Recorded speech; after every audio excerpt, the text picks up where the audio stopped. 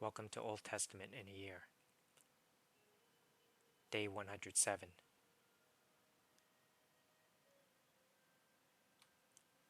Joshua 23. The years passed, and the Lord had given the people of Israel rest from all their enemies. Joshua, who was now very old, called together all the elders, leaders, judges, and officers of Israel.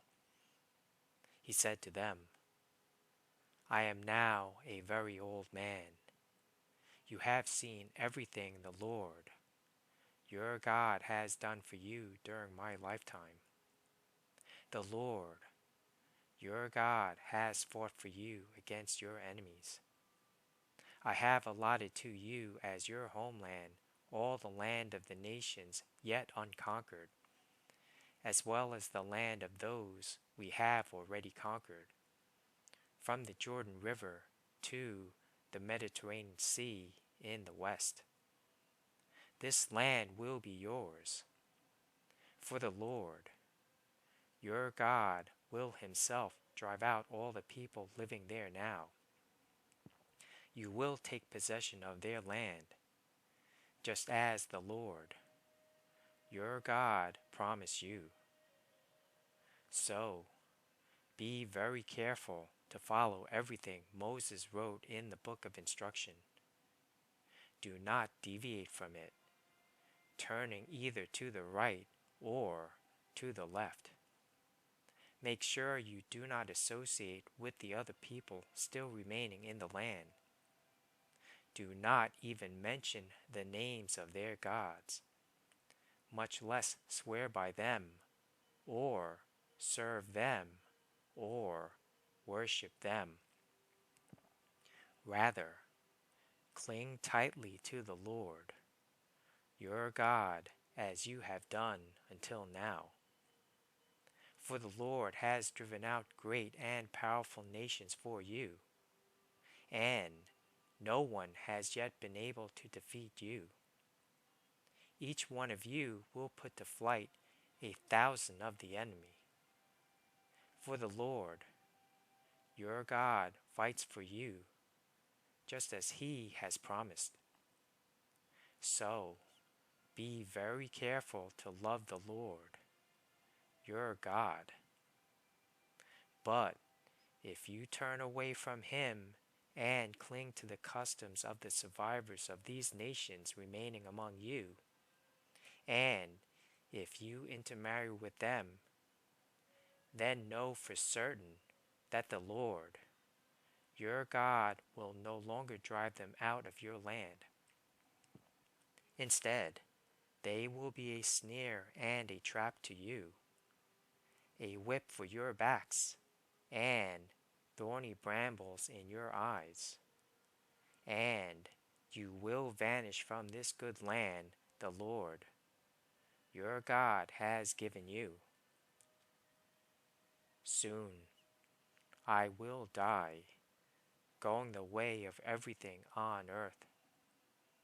Deep in your hearts, you know that every promise of the Lord, your God, has come true. Not a single one has failed.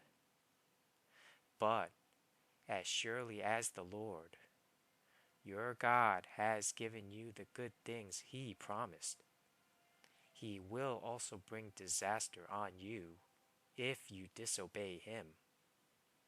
He will completely destroy you from this good land he has given you. If you break the covenant of the Lord, your God, by worshiping and serving other gods, his anger will burn against you, and you will quickly vanish from the good land he has given you. Joshua 24. Then Joshua summoned all the tribes of Israel to Shechem, including their elders, leaders, judges, and officers. So they came and presented themselves to God. Joshua said to the people, This is what the Lord, the God of Israel, says. Long ago, your ancestors, including Terah, the father of Abraham and Nahor, lived beyond the Euphrates River, and they worshipped other gods. But I took your ancestor Abraham from the land beyond the Euphrates and led him into the land of Canaan. I gave him many descendants through his son Isaac. To Isaac I gave Jacob and Esau. To Esau I gave the mountains of Seir, while Jacob and his children went down into Egypt. Then I sent Moses and Aaron, and I brought terrible plagues on Egypt. And afterward I brought you out as a free people. But when your ancestors arrived at the Red Sea, the Egyptians chased after you with chariots and charioteers. When your ancestors cried out to the Lord, I put darkness between you and the Egyptians. I brought the sea crashing down on the Egyptians, drowning them. With your very own eyes, you saw what I did. Then you lived in the wilderness for many years. Finally, I brought you into the land of the Amorites on the east side of the Jordan. They fought for you, but I destroyed them before you. I gave you victory over them, and you took possession of their land. Then Balak, son of Zippor, king of Moab, started a war against Israel. He summoned Balaam, son of Beor, to curse you, but I would not listen to him. Instead, I made Balaam bless you, and so I rescued you from Balak. When you crossed the Jordan River and came to Jericho, the men of Jericho fought against you, as did the Amorites, the Perizzites, the Canaanites, the Hittites, the Girgashites, the Hivites, and the Jebusites. But I gave you victory over them, and I sent terror ahead of you to drive out the two kings of the Amorites. It was not your swords or bows that brought you victory. I gave you land you had not worked on, and I gave you towns you did not build, the towns where you are now living. I gave you vineyards and olive groves for food, though you did not plant them.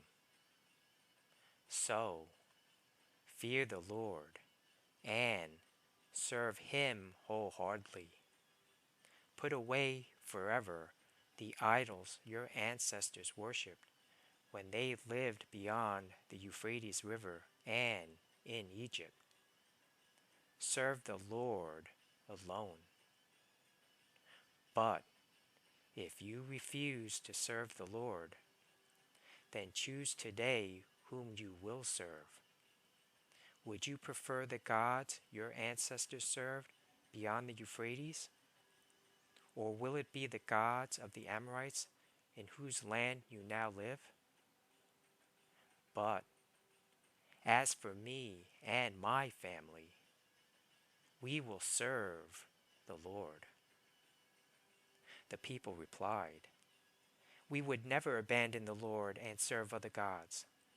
For the Lord our God is the one who rescued us and our ancestors from slavery in the land of Egypt.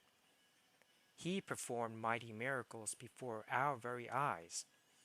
As we traveled through the wilderness among our enemies, He preserved us. It was the Lord who drove out the Amorites and the other nations living here in the land. So we too will serve the Lord, for He alone is our God." Then Joshua warned the people, "You are not able to serve the Lord, for He is a holy and jealous God. He will not forgive your rebellion and your sins. If you abandon the Lord and serve other gods, He will turn against you and destroy you, even though He has been so good to you." But the people answered Joshua, "No, we will serve the Lord." "You are a witness to your own decision," Joshua said. "You have chosen to serve the Lord." "Yes," they replied, "we are witnesses to what we have said." "All right then," Joshua said, "destroy the idols among you and turn your hearts to the Lord, the God of Israel." The people said to Joshua, "We will serve the Lord our God. We will obey Him alone."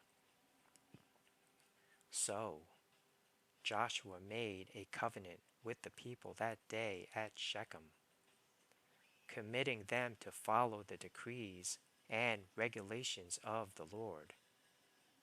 Joshua recorded these things in the book of God's instructions. As a reminder of their agreement, he took a huge stone and rolled it beneath the terebinth tree beside the tabernacle of the Lord. Joshua said to all the people, "This stone has heard everything the Lord said to us. It will be a witness to testify against you if you go back on your word to God." Then Joshua sent all the people away to their own homelands. After this, Joshua, son of Nun, the servant of the Lord, died at the age of 110. They buried him in the land he had been allocated at Timnath Serah, in the hill country of Ephraim, north of Mount Gaash. The people of Israel served the Lord throughout the lifetime of Joshua and of the elders who outlived him, those who had personally experienced all that the Lord had done for Israel. The bones of Joseph, which the Israelites had brought along with them when they left Egypt, were buried at Shechem, in the plot of land Jacob had bought from the sons of Hamor for 100 pieces of silver. This land was located in the territory allotted to the descendants of Joseph. Eleazar, son of Aaron, also died. He was buried in the hill country of Ephraim, in the town of Gibeah, which had been given to his son Phinehas.